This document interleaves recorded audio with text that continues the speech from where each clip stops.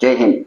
આજે આપણે ગુરુત્તમ સામાન્ય અવયવ એટલે કે ગુસા જોવાના છે, એ પણ વૈદિક ગણિતની રીતથી।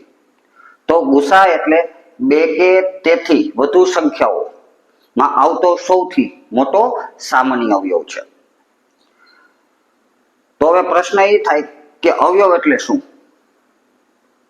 તો કોઈ સંખ્યાને જે સંખ્યાઓ વડે નિશેષ ભાંગી શકાય, કોઈ સંખ્યાને જે સંખ્યાઓ વડે નિશેષ ભાંગી શકાય તે સંખ્યાઓ તેના અવયવ કહેવાય। જેમ કે 12 ના અવયવ, તો કે 12 ના અવયવ 1, 2, 3, 4, 6 અને 12, તો એના અવયવ કહેવાય। હવે આપણે જોઈ સામાન્ય અવયવ એટલે તો જે અવયવ બધી સંખ્યાઓમાં સરખો હોય, જે અવયવ બધી સંખ્યાઓમાં સરખો હોય તો એને આપણે સામાન્ય અવયવ કહેવાય। તો ગુરુત્તમ સામાન્ય અવયવ એટલે કે ગુસા એટલે કે બધા સામાન્ય અવયવમાં જે સૌથી મોટો હોય તે અવયવને આપણે ગુરુત્તમ સામાન્ય અવયવ એટલે કે ગુસા કહેવાય। હવે આપણે ગુસા વૈદિક ગણિતની રીતથી જોવાના છે। વૈદિક ગણિતની અંદર એક સૂત્ર આપેલું છે, સરવાળા બાદબાકી દ્વારા આપણે ગુસા શોધી શકાય છે।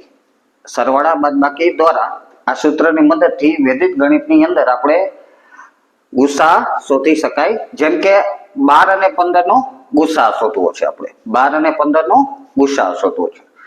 તો સૌપ્રથમ તો આપણે 12 અને 15 છે એમાં મોટી સંખ્યામાંથી નાની સંખ્યા પહેલા તો બાદ કરવામાં આવે, એટલે કે 15 માંથી 12 બાદ કરી તો આપણે 3 જવાબ આવે। સૌપ્રથમ તો આપણે મોટી સંખ્યામાંથી નાની સંખ્યા બાદ કરી દીધી। હવે આપણે જે નાની સંખ્યા છે 12 એમાંથી આ જે તફાવત વધ્યો છે એનો આપણે ગુણિત લેવાનો છે। તફાવતનો શું લેવાનો છે? ગુણિત, એટલે કે 3 નો ગુણિત લેવાનો છે ને આ 12 થી વધુ ન થવો જોઈએ એ રીતે આપણે ગુણિત લેવાનો છે। તો 3 × 3, 3 × 2 6 ને 3 × 3 9 ને 3 × 4 12। હવે આપણે બેનો તફાવત લેશી, 12 માંથી 12 જાય તો 0।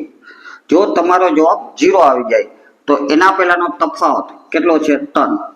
તો અહીંયા 12 અને 15 નો ગુસા 3 થશે। 12 અને 15 નો ગુસા 3 થશે।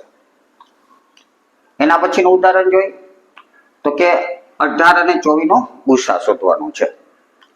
તો સૌપ્રથમ તો 24 છે એ મોટી સંખ્યા છે, તો 24 માંથી આપણે 18 બાદ કરી તો આપણે વધશે 6। હવે આમાં નાની સંખ્યા 18 છે અને તફાવત કેટલો આવ્યો છે? 6। તો આપણે 6 નો ગુણિત લેવાનો છે ને 18 કરતા મોટો ન થવો જોઈએ, તો 6 તેરી 18 થાય બરાબર 0। તો અહીંયા 0 આવી ગયો છે તો એનો ઉપરનો તફાવત છે 6, તો અહીંયા 18 અને 24 નો ગુસા થશે 6। તો હવે આપણે આટલું ખાસ યાદ રાખવાનું છે કે ગુસા એ એવી મોટી સંખ્યા છે જે આપેલી બધી સંખ્યાઓને નિશેષ ભાંગી શકે। ગુસા એ એવી મોટી સંખ્યા છે જે આપેલી બધી સંખ્યાઓને નિશેષ ભાંગી શકે છે। બીજું એ યાદ રાખવાનું છે, જો બે સંખ્યાઓનો તફાવત નાની સંખ્યા જેટલો હોય, જો બે સંખ્યાઓનો તફાવત નાની સંખ્યા જેટલો હોય તો જે નાની સંખ્યા હોય તે જ ગુસા હોય, જે નાની સંખ્યા હોય તે જ ગુસા હોય। એટલે કે 26 અને 13 હોય એનો ગુસા શોધવો હોય તો 26 અને 13 નો તફાવત લેવાનો, તો તફાવત તમને કેટલો મળશે? 13। ને એ તફાવત છે એ નાની સંખ્યા જે 13 આપેલી છે એના જેટલો જ છે, તેથી ગુસા અહીંયા કેટલો થાય? 13। હવે જો એક સંખ્યા બીજી સંખ્યાનો અવયવ હોય, જો કોઈ એક સંખ્યા બીજી સંખ્યાનો અવયવ હોય તો તે નાની સંખ્યા છે એ ગુસા બને।